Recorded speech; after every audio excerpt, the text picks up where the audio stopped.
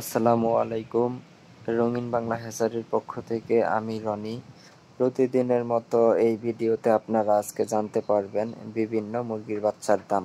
একদিন বয়সী যে সকল মুরগির বাচ্চাগুলো আপনারা আমাদের কাছে পাবেন, একদিন বয়সী অরিজিনাল দেশি মুরগির বাচ্চা, একদিন বয়সী সোনালী মুরগির বাচ্চা, একদিন বয়সী ফাউমি মুরগির বাচ্চা, একদিন বয়সী টাইগার মুরগির বাচ্চা।